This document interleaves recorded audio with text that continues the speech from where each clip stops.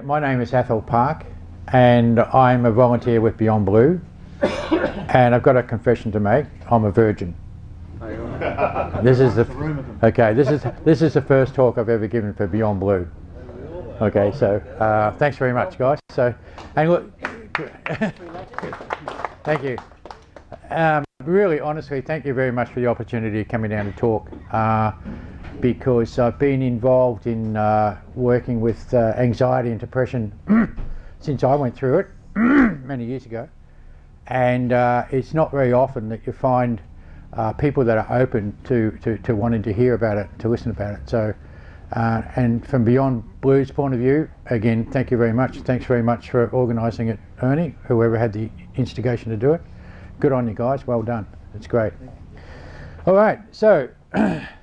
One of the things that I really wanted to do is get you to practice to raise your right hand.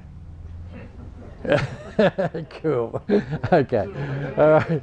Everybody. Yeah, I know, but that's a trick of the trade, you see. So if I had done that, you all would have put your left hand up, right? But when I do that, because, yeah, never mind. It's a trick of the trade. And you always pick out one in the audience, you know he's paying attention. So. If I fall asleep, I know I can rely on him to wake me up. So, is there anybody in the room that has not heard of Beyond Blue? Most people have heard of something about Beyond Blue, yeah? All right, so to give you a little bit of background, I'm going to be sort of reading bits from here, but don't worry about that. I'll just, when I get going, I'll go ad lib and just do my own thing. But give you a bit of background. It's an independent organisation. It's not for profit, and the main objective of it is to working to address the issues around anxiety and depression, because the people that started it up many years ago, there was a lot of stigma around anxiety and depression. We all know that, you know, from kids and that. Anyone that had depression was useless, was a no-hoper. Were just putting it on, they were just taking advantage of the situation, didn't want to work, were lazy bums. We all know that from the past, you know, that's the whole idea of it. And also in the past, we didn't know how to deal with it. So we used to sweep it under the carpet. Anyone that got depressed in the family, you sort of, well, you know, oh yeah, that's Billy Joe, but you know, this, he's got a few problems, you know. But we never spoke about it, you know. Or if somebody committed suicide, in the family, that was just definitely not spoken about in the past. Yeah, everybody with me? Yeah, yeah, you understand that? Yeah. Okay, so Beyond Blue wants to change that conception or that perception of things. You know, the stigma around anxiety and depression and so on. Yeah. So most of the volunteers for Beyond Blue have experienced depression or anxiety ourselves, and we've learned how to deal with it through the help of such organisations like Beyond Blue or the Black Dog Institute or Are You OK? You know, there's a lot of different sorts of organisations now that are around to help. So some interesting statistics. 45% of us in the room, 45% will be going through some form of anxiety and depression. That's almost half, which is bloody incredible. In Australia, there's millions of people that are going through anxiety and depression. It's so common. It's like 20 years ago it was around about 20 or 30% of the population. Nowadays it's almost 45% of the population. It's not only here in Australia, it's in America as well. I travel a lot to Singapore and I've talked to guys over there and they're all going through it. It's like it's a world epidemic at the moment. And why it's happening is the pressure of life, what's happening. It's a lot of things I'm going to talk about today and give you some little bit of background about why it's happening. Yeah, there's actually, I don't sort of like to dwell on this too much, but at the moment, what they reckon with the statistics, it's 8 guys every single day commit suicide. It's just freaky, isn't it? It's amazing, isn't it? Okay. All right, so let's have a bit of a talk about what is depression and anxiety. Depression is more than just feeling sad about things. I mean, often we get sad, we get run down, we get peed off with life. Depression is like when you lose interest in doing things that you normally do, like losing interest about doing things around the home, for example. I'm talking about guys that are retired, okay? I'm not talking about blokes who are working. I'm talking to a group of guys, which I imagine most of us are retired or finished working, yeah? And it's when you start to notice that you stop doing the hobbies and things that you enjoy doing. You know, the little things around the house that you used to enjoy doing, and you just don't feel like doing them anymore. There's some of the signs that you're starting to hit into that realm of depression. Yeah, you understand what I'm talking about? And you just don't have any energy. You feel lethargic. You've got no energy to do anything. You can't be bothered getting up out of bed in the morning. Sometimes you just want to stay in bed all day. You don't know what you're going to do for the day, and you just feel tired and lethargic, worn out. One of the other big ones is you don't feel like going out anymore.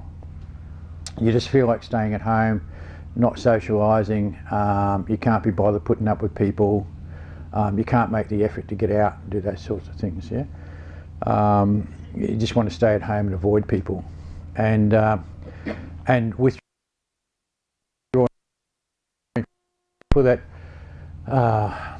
like do-gooders. You know, the people that sort of that come on you and say, look, you know, I can help you. You know, or you just need to get your act together. You just need to do something. You just, you know, and they come out and they say, look, you know, if you can just get something that you're interested in, or you'll be all right.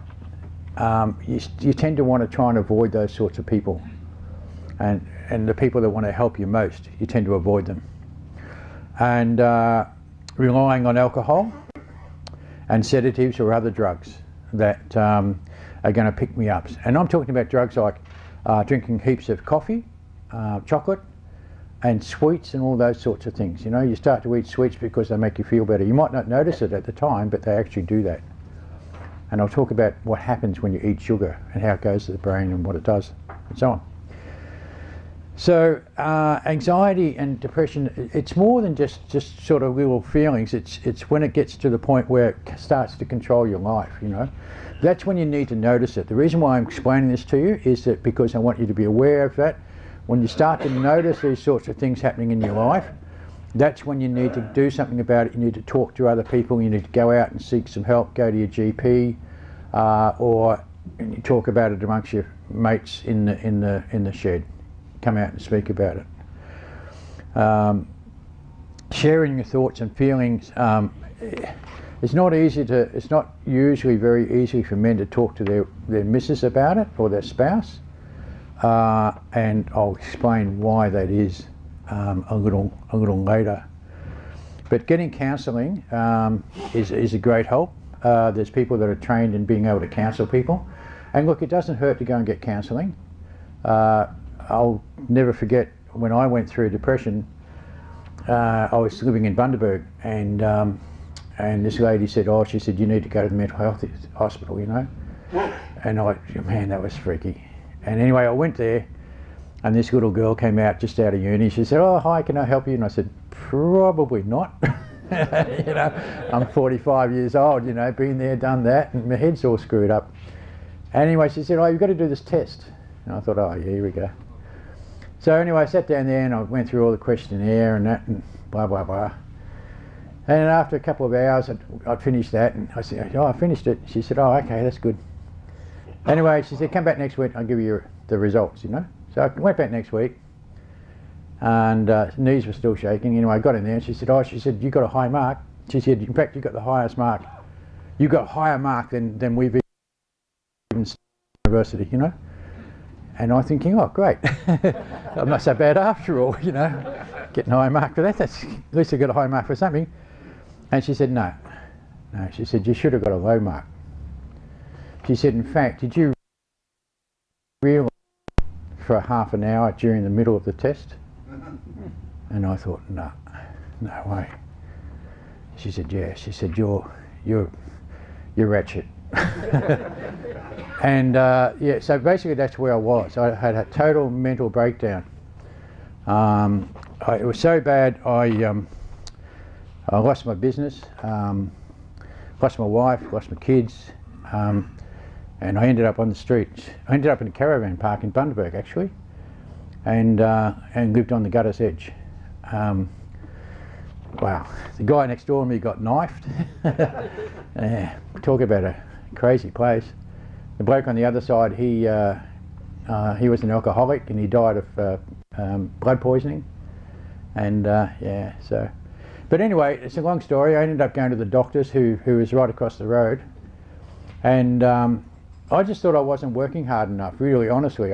What happened was that I had a business in Gladstone, and I had an office in Gladstone and an office in Brisbane. And I was driving down to Brisbane one day in the car and stressed to the max, and because I used to move around a lot and work long hours and social drinking. I was never a heavy drinker, but social drinking and eating pub food and that on the road. And I just was getting tireder and tired. I was forgetting what I was doing, couldn't concentrate, losing sleep, and just getting worn out, overloaded. And I was driving the car down to Brisbane to the office, and this voice said, "You got to stop." And I thought, who was that?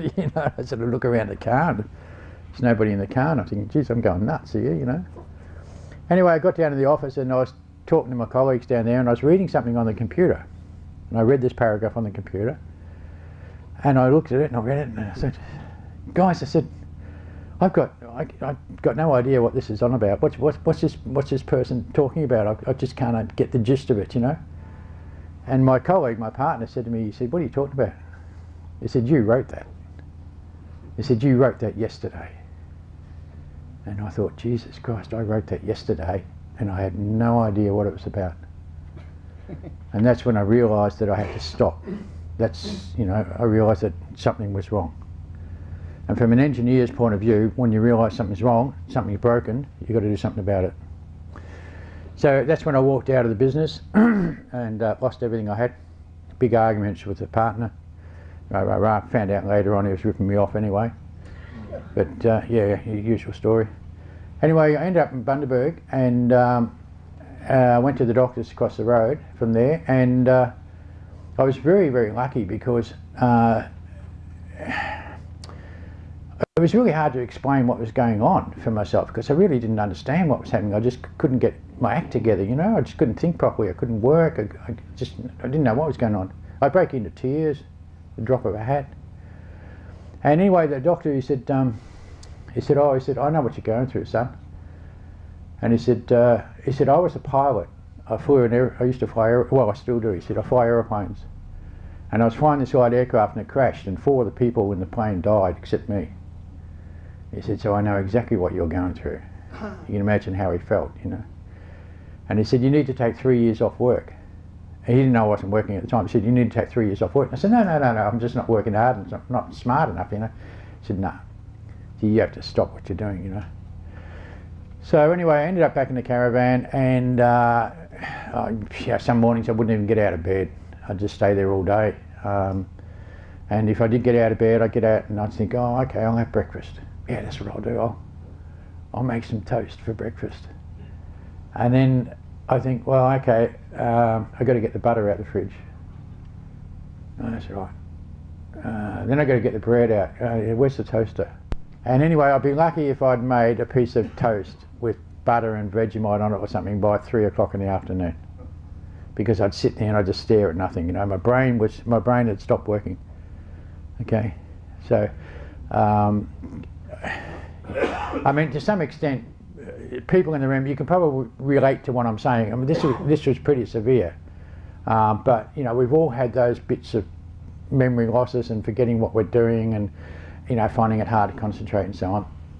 Yeah, so we've all touched in there somewhere along the lines. Yeah. Anyway, I read children's books, and then I got the help of a lady in the caravan park who'd been through cancer treatments and so on, and she was pretty bad. And so she was really supportive, she was helpful. Then I met a couple in Bundaberg, and the lady, she'd been through depression herself, so she understood where I was and she accepted me for what I was and mixed up. We used to laugh about it, being so stupid that we just couldn't get her act together. You know, we'd make silly little mistakes about things and forget what you're doing, and you couldn't get your act. And so she was great. And so the point I'm trying to make is that people were the thing that helped me through. Okay, and that's what I want to press on you guys. If you're going through anything like that, or you're starting to feel those ways about it, talk about it, get some help, and talk to other people, you know, and let them help you as best they can, in whatever way they can. Yeah, don't try and keep it locked inside. So, having got through all that and worked my way through it, this one I need to tell you. There were two things that helped me more than anything else, and one of them was that one day when I was wandering around, because I used to go shopping, and I used to go to the supermarket, and I'd be walking around the supermarket, and I'd forget where I was. I had no idea what I was there for, you know, and occasionally you'd sort of just wander around the shops, and I walked into a naturopath's, you know, the health food shops. You know the health food shops. I stumbled into a health food shop, and the guy came up to me and he said, "Oh," he said, "Are you okay?" And I said, "Oh, so yeah." And then he said straight out, he said, "Are you suffering from depression?" And I thought, "Shit, how did you know that?" And I said, yeah, I am, sort of, yeah, I am." And he said, "You need to stop eating sugar." And I thought, "What? I need to stop eating sugar? Why?" And he said, "Because what happens with sugar, when sugar gets into your body, sugar's a poison. When sugar gets into your body, it goes up to your brain, and it makes you feel good. Okay, that's why you have coffee with sugar in it. Why you have sweets. It's why you have chocolate. It's why you have things in that. But what happens when the sugar goes into your brain? It changes the chemical structure in the brain, and it turns into what they call fructose. And what that does is eventually, when you eat a lot of sugar, you end up getting it's like a fungus inside of your stomach. And what the fungus does, the fungus actually sends messages. It's got tentacles that sends messages up to your brain, and it switches off the part of your brain that is the feel-good part of your brain, and it makes you want to eat more sugar to feel good again. And so it turns your brain on and hijacks your brain, so that you want to keep eating stuff to make you feel better, but all the time it's making you actually feel worse. You're getting more and more and more depressed about it. Does that make sense? Yeah. Okay. Yeah. So what he did was, instead of eating sugar, he sold me this thing called rice syrup, and I started using rice syrup in my drinks and so on, you know.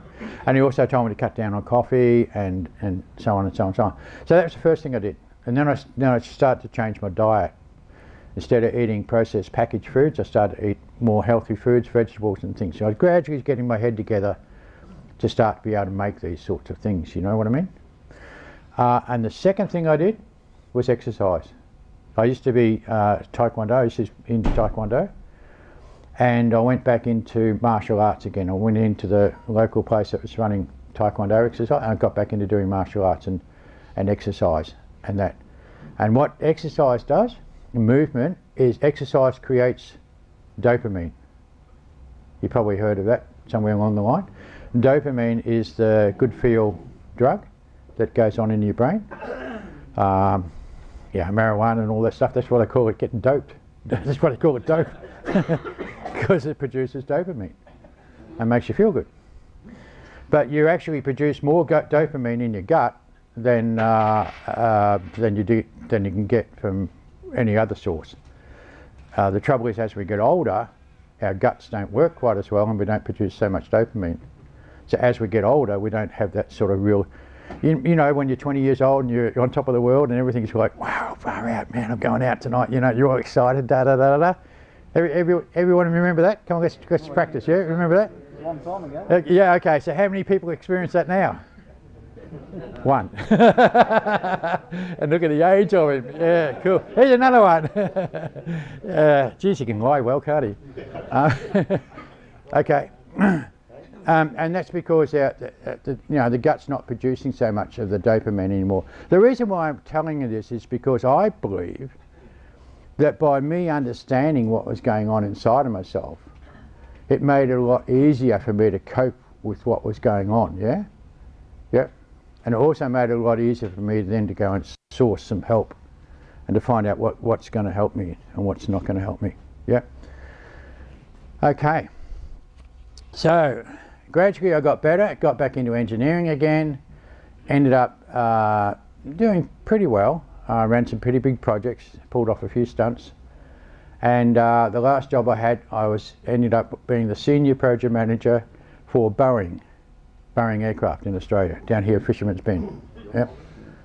So from being a guy that ended up in a caravan on the street with no brain to becoming the senior project manager for Boeing, just demonstrates that it's possible to get better. You know, it's possible to improve. And I'm a living proof of that, and like a lot of us at Beyond Blue, we've all been through it and we've survived it. And what I'm saying is, if anybody's going through depression and anxiety at the moment, so on, sure, you'll feel down about it, you'll get depressed about it, and you feel like giving up and all the rest of it, but please don't. Okay? Because there is a way, you will overcome it if you keep working at it. Yeah? Don't give up. Don't be one of those 8 guys that end up dropping the basket. Yeah? You with me? Okay. So, all right, so I got back into work again, everything's honky-dory, da-da-da-da. And then I got this really big job from Boeing. The manager came up to me one day and he said, listen, he said, we're going to relocate the factory from Sydney to Melbourne, the manufacturing factory. He said, can you handle it? I said, yeah, I've relocated industries, I relocated Dunlop, I relocated Goodyear, you know, relocations, yeah, I can do that. And then I flew up there and I had a look and I thought, hang on a minute, they're making parts for aeroplanes. And like some of the wings and that, you know, the machinery is almost as big as this room. And they're all accurate within tenths of a thousandths of an inch. How am I going to pick up one of those machines and move it down to Melbourne and get it installed down there in a temperature controlled room because of the temperature? And I'm thinking, wait a minute, this is bigger than what I thought it was. And then I got involved with politics and everybody else wanted to get involved, and then the lady who was put in charge of me was the HR manager, and she was a woman of about 35 years old. Well, HR, 35 years old, woman, telling a bloke who's been in the business for 40 years what to do, didn't sort of go down too well, Alan. You understand what I mean? Yeah. Anyway, it was running amok, it was running behind schedule, and I said to her one day, we used to have these one-on-ones and like loving sessions, you know, we come out, oh, how's it going? And I said, well, I need 8 more engineers, I'm stressed to the max, I'm running about, we're at least $3 or $4 million behind budget at the moment, and I said I need more resources. And she said, oh, she said, you'll just have to roll your sleeves up. I said, roll my bloody sleeves up. I said, look, I've got a guy off work today, he rang in this morning, and this bloke, he's a top engineer, and he has never taken a day off work. And today he rang up to say that he's so stressed he's taking a day off work to have a rest. And I said, listen, I can't tell you what her name was, you've got to get real. You know, this is what's happening. Oh, well, she said, you know, rah, rah, rah, rah. Anyway, I thought, yeah, rightio. And I thought, no, this is too much. So a couple of days later, I was driving into work, and I drove, because I was still up in the hills, I was still up in the hills, and I drove into work, and I saw a truck parked in the car park, you know, and there's all these parts on the back of the truck and that. And I thought, oh, God, thank God that's not my job, you know, just that looks complicated. Anyway, I got out the car, walked over to the security area, sort of logging in through the security gate and that, and I thought, hang on a minute, shit, that is one of my jobs. That is one of my projects. And that's when I started to twig, and I thought, hello, the same sorts of things are happening to me again now as what happened when I had my mental breakdown. Starting to not realise things, starting to not put it together, you know, starting to sort of get overwhelmed with things, forgetting what I was doing, not being able to cope with it. And I thought, no, this is too much for me. Anyway, I went into work and there was a few issues and so on, one thing led to another. And I said to this young HR lady, I said, how do you resign? She said, what? I said, well, it's a job in my life. I don't know I don't know what the process is to resign. What do you do to oh, she said, you just need to write me a letter and stating what the reasons behind it and blah, blah, blah. And so I rang up the missus and I said, well, what do you think? She said, get out. Just get out. She said, you're going crazy. So anyway, I wrote an email and I said, that's it, I'm out. Packed my bags and put everything in the thing and just walked out. And it was the best thing I ever did. It was great. So I walked away from it. And then I got home, right? And when I got home, and then I sat there and I thought, oh shit, what do I do now? Right? Because all I've done is worked all my life, you know, and I thought, well, where do I go from here? Yeah, sure, I've got stuff around the house to do, I've got things to do, you know, a bit of work, I've got gardening and everything else and so on and so on. But what happened was my mind started playing tricks with me. My mind started thinking, oh, you're no good for anything anymore. You're too old to get anything. Nobody wants you anymore. You know, you can't cope. What are you going to do now? You haven't got enough money to sort of really live on for the next 20 years. What are you going to do? You can't go out and earn any more money because you're too old. Nobody wants you. Yeah? Anybody relate to that? Yeah. Yeah, I think most of us do. Yeah. And so my mind started playing tricks on me again. I started to get depressed again. And that's when I got in touch with Beyond Blue. Spoke to a few people and went to a couple of meetings and found out that other guys were going through exactly the same stuff, which was great because I realised then that I wasn't the only one. I wasn't alone. So I wasn't, you know, it wasn't me being just all screwed up by myself, sitting at home and just going through it. Going out and talking to other blokes about it, I realised that, hey, this is pretty normal. And so I felt better about myself. Okay, I was still screwed up in the head, but I felt better about being screwed up, if you know what I mean. Makes sense? Yeah. And it's sort of like I could accept it more. And once I learned how to accept it and understood what was happening for me, then it made it a lot easier to go out and seek more help from other people, rather than trying to hide it and keep back. One of the, yeah, okay. And then, then the other thing that happened was that was really interesting. My wife is Chinese, and she wanted to go and do a course on the energies in the body, and it's called kinesiology. Anyway, she asked me to go along and support her. So this is when I was still working at Boeing, and I turned up there. Friday night was good, interesting, listening to all these people talking about the energy in the body and that, how it worked. Saturday was all right. Sunday morning I was really worn out, tired, peeved off. I got there in the morning and everyone said, morning, how are you this morning? And I thought, damn it, I'm going to tell the truth. I said, I'm screwed up. I said, I'm angry, I'm pissed off. I don't understand what you guys are talking about. I don't want to be here. And, you know, I just want to get out. And they said, oh, don't worry. You've got shit on the liver syndrome, right? And I thought, well, great, that makes me feel a lot better. Didn't really. Anyway, they said, don't worry, what we'll do during the practice session, we'll just do the work on the energy channel of your body that is your liver. And I thought, yeah, rightio, okay. Well, I've got to be honest with you guys, at the end of the day, I felt absolutely, totally different. I wasn't stressed, I wasn't angry, I was relaxed. I felt my brain wasn't sort of fuzzy. And I thought, come on, this is unbelievable. Just by working on the energy channel in your body for the liver, you can feel better. So the engineering part of my brain kicked in and I went, wow, come on, I've got to learn about this. If this is really true, I've got to know how this works. So then I started studying it. I started studying Chinese medicine. TCM, you know, you probably heard about Chinese medicine, how they have, you know, you've heard of acupuncture? Yeah? Acupuncture is on they put needles in the various parts of your body where the energy channels are, because your body has actually got channels of energy connecting all the different organs in our body. The liver, the spleen, the kidneys and so on. And what happens is that when you're, at various points along those energy channels, there are what I call vital points. They're like okay, the best way to describe it is like a switch in a car.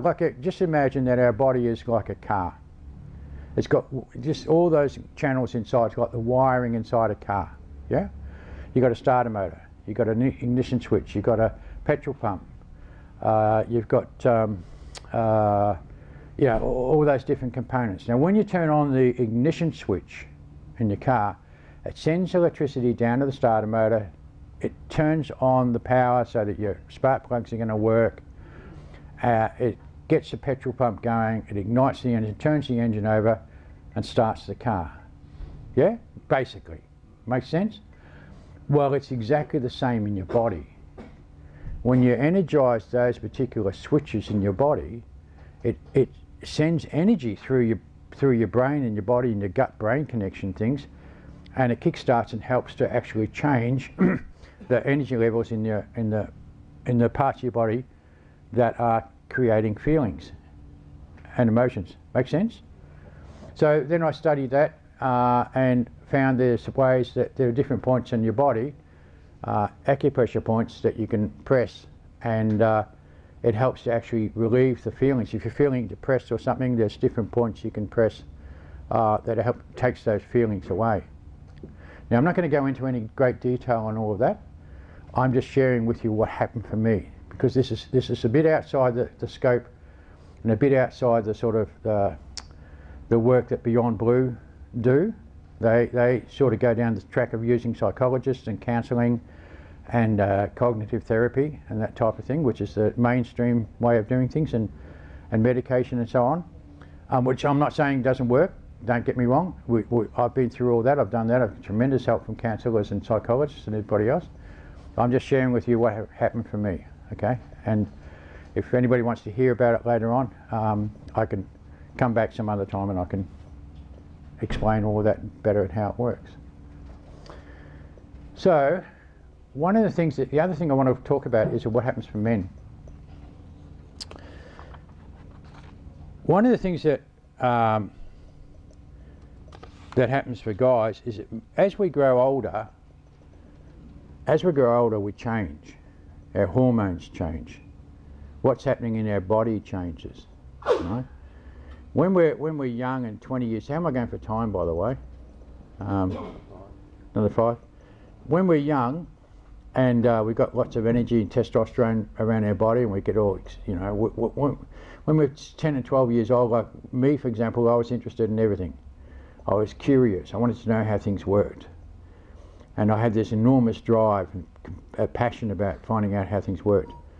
Then I got to 20 years old, and I started to think about, well, where am I in the world? What am I going to do? Where am I going to make it? Where do I fit? So I started looking around for some work and what I want to get into and so on.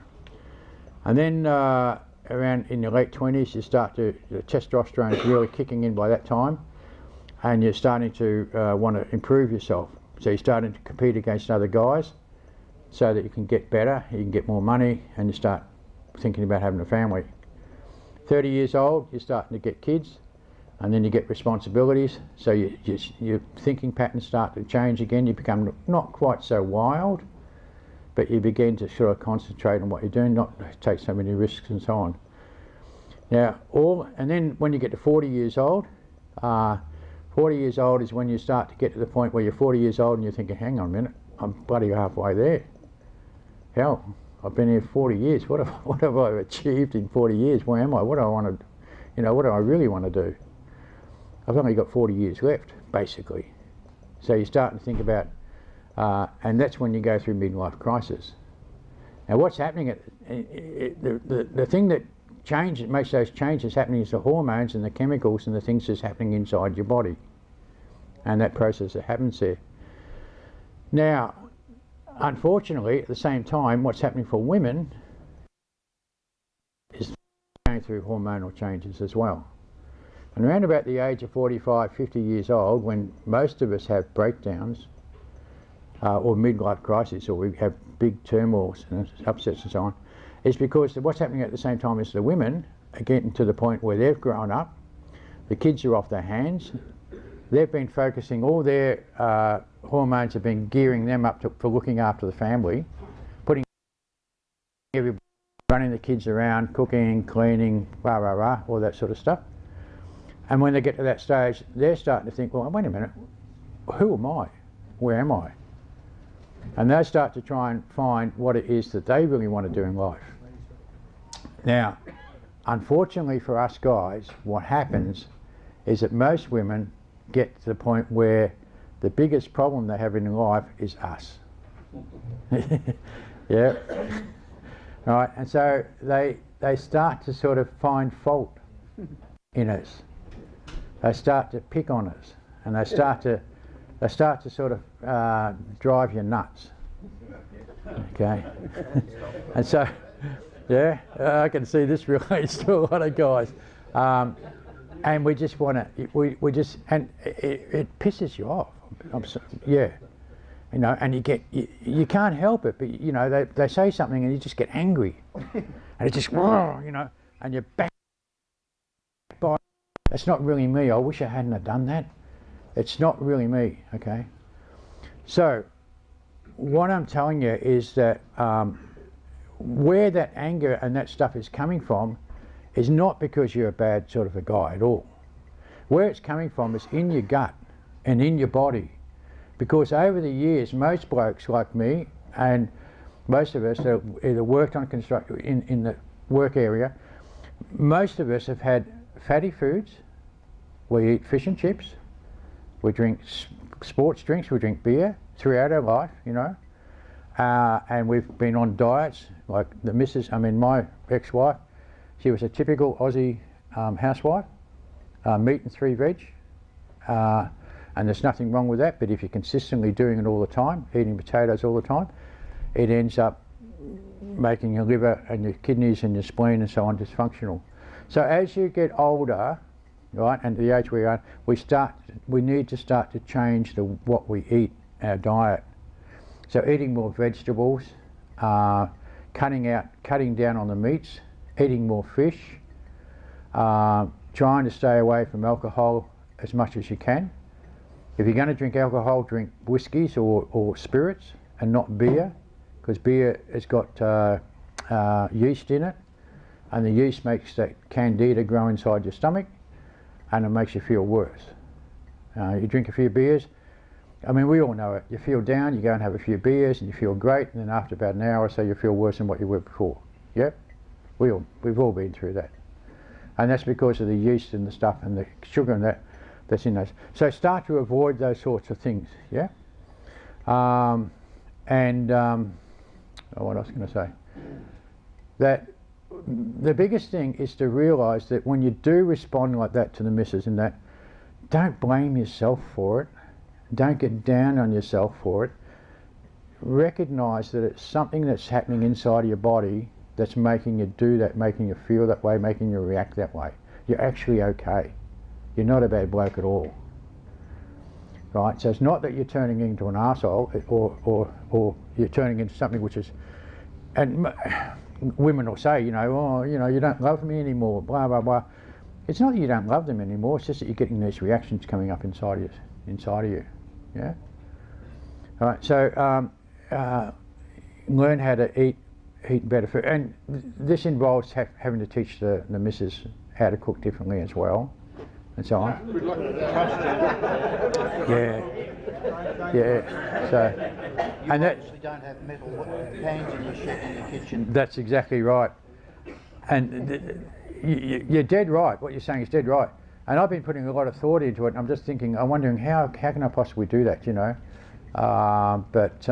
Because I sit on the internet and I learn a lot about it from the internet. Unfortunately, my wife being Chinese, she tends to cook a lot of Asian dishes which are healthier. But look, just being aware of it, and don't go home and tell your wives that Athol told you all of this sort of stuff, because they'll be on the phone and chasing after me. No, seriously. You can talk to your wives and say, look, you know, we had this bloke talking to the men's shed and who's saying this and da-da-da. But whatever you do, however you learn, if you guys are getting on the internet, chase it up on the internet, find out for yourselves, and do some research on it, but and start to think about changing your diet and the way that you see things. So the most important thing I'm trying to get at to you today is to tell you that if you're going through depression, anxiety and everything else, you're okay. You're not sure, you've got depression, anxiety, but you're not a bad sort of a bloke. Okay? Very, very normal. Right, so don't let that make you feel worse. And the other thing is, talk to your mates about it. Talk to the blokes in the shed about it. Come up and talk. The other thing I want to tell you. The reason why we don't talk is because we can't. Okay, now you'll hear a lot of women say, oh look, if only you talked about your issues you'd be alright, you know. Why don't you talk to me about these sorts of things? And you'll hear people saying, look, you know, men don't talk about it. That's their problem, men don't talk about it, you know. Well, the thing is, guys, we can't. Because there's a part of our brain, what they call the primordial part of our brain, which is the primitive part of our brain. See, men are hunters, right? Whether we, you know, well, we know that. Going back to primitive times, we're hunters. Right. So imagine a hunter growing up in a tribe in his mid-20s and so on. He's just learned from his old man what to do, you know, and the elders in the tribe taught him how to hunt and everything else. He can't show fear. If a hunter goes out and he shows fear, the animals will pick it up straight away because they've got a sense that they can do that. And if you're showing a fear, you've had it. The animals are going to come and grab you. So, and the other reason we're not allowed to show fear is because the other people in the tribe, the other men in the tribe, they're relying on you not being afraid when you go out hunting together. Okay? So there's a part of our brain which is controlled by the amygdala and the hypothalamus and other parts of our brain, which actually switch off. That part is the fear part in our brain, our fight and flight syndrome, so that we cannot physically talk. It actually cuts the communication channel between that part of your brain and the other part of your brain, which is your speaking part of your brain. It's called the Wernier part of your brain. It actually cuts the connection between those. And so, you know, if somebody asks you how you're feeling, how's your emotions and so on, you find it really, really difficult to explain. Make sense? Yeah? Okay. Question or two. That's what's happening. Questions? Yes, Walt? What's your first contact point if you're seeking help from Beyond Blue? There's a phone number, a Beyond Blue phone number, which I don't know off the top of my head. I can circulate that. Yeah, but can you circulate that? Yeah. Give them a ring. Give them a call. The people on the end of the phone are really well trained, and just start talking. They'll start to ask you questions. They'll give you guidance on what to do from there. That's the first point, to give them a call. Yeah. Anyone else? Yeah. Did you find a lot of your problems were work related more than physically related? Yeah, a lot of my problems were work related. I was working too hard. I was working too hard, too many long hours. But I realise now the problem was at the same time I was eating bad food, I was on a bad diet, I was running around the place all over the top, not getting enough sleep, drinking socially, blah blah blah. And really what I put it down to now is a mixture of those two things. Yeah.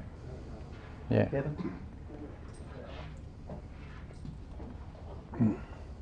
Athol, what are the symptoms of somebody that's suffering from mental sickness? What do you do first? What do you do? Okay, the symptoms are you start to lose interest in things. The symptoms are you start to feel bad. You wake up in the morning and you feel like a pain in your chest or a gut, right? And you just feel yuck. And then you start to lose interest in things. You get tired and lethargic. You don't want to get out of bed. You don't want to do things. You don't want to do the things that you used to do before. You can't be bothered. And then you start to think negative thoughts about yourself. Oh, you never did this properly, you never did that properly, oh, you know. And then you start to think, oh, I'm no good for anybody. I'm probably better off out of here. Everybody else would be better off without me around. When you start to feel those sorts of things, get onto organisations like Beyond Blue or go and see your GP and talk to them about it. And share it with your mates and talk about it in here as well. Yeah, bring it out, don't hide it. How do you recognise one of your friends may be under that situation, and should you approach them and try and do something about it? That's a really good question. you'll recognise it because you notice that their moods are changing. You notice that there's just something quite not right about them. No, they might be the sort of blokes that walk in the morning and say, hey, how's it going, guys? You know, how's it going? Da, da, da. And then they walk in the morning and they're down in the dumps, they're sort of mouth, you know, and haven't got it together, not focused on what they're doing, don't want to talk. Okay, approach them, go up to them and say, are you okay? And the response you'll get is, oh yeah, I'm all right. And then just no. To say, well, I'm sorry, but I've noticed that you're not okay. Would you like to go and talk about it? And if you're lucky, they'll say yes. They might not the first time, but if you keep it up and give them an opportunity of just being able to talk. And when you're listening to them, don't try and give them any answers. Don't try and solve the problems for them. Just listen to what they've got to say. And just accept the fact that they're okay. That they're still good blokes, they're still all right, but just let them get it out, let them talk about it. And then suggest that, look, maybe you should go and talk to Beyond Blue or something like that. But first of all, don't offer that straight up front. Let them talk about it first. Open-ended. Do you know what open-ended questions mean? Yeah. Yeah. They don't ask them questions where they've got to say yes or no. Say, tell me how you're feeling. Don't say, are you feeling okay? Because I say yes or no. But say, how are you feeling? You know, what are you actually feeling? What happened to you this morning? What happened at home? Did something happen at home? Tell me. Yeah. Yeah. Yes, Sammy. Can some of the medication that the doctor described can cause you some sort of a fear and things like that? Because I was in the same situation in sort of a fear. Yeah. Because I was taking this medication and it used to have something in my mind that every night when I was go to bed, I was just thinking that you're gone. I was just thinking the next day they would come all the time. When I was working, I was alright, but in the night time, as soon as I sit down or whatever, it comes something to my mind that I had this fear to die or something like that. And this, of course, about 4 years just about, because I used to go to a doctor, a specialist, and have tests all the time. And after always I used to mention it, is these tablets cause this problem. And he said, oh yeah, it can happen that way, but we'll fix one thing and something else happens. I said, but that's not the freaking thing to do. He said, if you've got to fix the problem. Don't make it one and then you're trying to fix it with the other crap or whatever. But anyway, after 4 years, I said to him, so look, I've been here 4 years, every 6 months we'll do tests and whatever, blah, blah, blah, blood test and all, whatever. He said, anything changed in this 4 years? No, still the same. I said, what am I freaking taking this stuff that drive me crazy? So more or less, he took my hand and just took me on the door and off I went. Never saw the bastard again. And I hope I never see it. Because if you go to a doctor, you go to fix yourself up, not to make yourself crazy. But anyway, I stopped completely those tablets, slowly. It took me 4 years to go crazy, but it took another 5 years to be not normal, but just, yeah, just as good. So that's what happened. There was medication that I used to take that used to make me sick. And there was, thinking all the time the worst thing. Give Sam a big applause. Great, man. Thanks Sam for being so honest about it and talking about it. Yeah, any sort of medication that you get has side effects. Exactly. And the side effects, the doctors don't tell you about it because, in all honesty, I mean, they're trying to do the best they can. They don't really know what side effects are going to affect different people. And they don't really know what medication is going to work for you or not work for you. So I don't go down the track of using a lot of medication on myself. I've done that in the past, but I don't now. But the people that I do, and I read about, because I'm on forums and I read, what people are saying, what's happening for them, I find that what they need to do is often that you need to go back and talk to your doctor about it, and you may need to even go and find a different doctor sometimes. But you'll need to change your medication. If you're on medication, I'm not saying stop medication, don't get me wrong at all. If you're on medication, you might find that you need to change it. As Sam was saying, it used to screw up his mind, it used to make him think negative thoughts about death and dying and all the rest of it. Those sorts of things are quite common. I can't name certain drugs, but under the circumstances, but I'm not here to do that. But there are certain medications which you need to be wary of. Okay, but yeah, just talk to your doctor about it. Be open and honest, and if your doctor can't help you, maybe find somebody else. Sam, does that answer your question? Yeah, in a way, yes. In a way, That's it, yeah. The medication is cause a problem. That's it. It can cause problems, yeah, yeah. One last question, Terry. The question of whether one should or visit a psychologist or a psychiatrist, and the difference between them. Can you give us some enlightenment on that? How you initiate that process and how you, which direction one should go? Sure. Okay, Terry. Yep, great. Oh, the difference between a psychologist and a psychiatrist. I can only give you a layman's point of view. Okay, a psychology is the study of thinking patterns. Psychos and ecology is learning about thinking patterns. A psychiatrist is sort of more to do with what's going on in your subconscious mind, much deeper than psychology.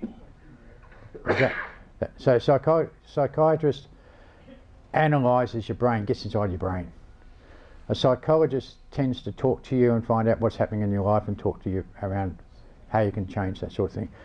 The best approach for that is to go through your GP, because they give you referrals and that can help you on your Medicare rebates and all the rest of it, and so on and so on, and save money and blah blah blah. Most people go and see a psychologist first, and counselling is almost the same. A lot of counsellors are psychologists. But yeah, it helps you to work things out, what's going on in your head, so that you can understand. And hearing it from somebody else, it just makes it so much easier just to understand what the hell's going on. Does that answer your question well enough? Yeah, thank you. Yeah. Can I ask how Julie is shaping up? I don't have personal contact with her, but she seems to be running. The organisation is amazing. You're talking about Gillard, aren't you? Yeah. For those who don't know, Julie Gillard's now taken over Jeff Kennett's job. I'm stunned. I mean, I went to see Beyond Blue. I went to the office to do the training for this. You've got to get training for that. And there's 180 people working on 2 floors. 180 people. That's a big organisation. That's a really big, and it's so well organised, and it's incredible. And the people that are working there, they just absolutely love it. They're all passionate about what they're doing. They love it. Yeah. As money as people is what we've got as members here. Yeah. Yeah. Yeah. So, thanks very much again for your opportunity of speaking with you. I hope you got something out of it, and just to share my story. Thanks again, guys, and thanks for listening to me.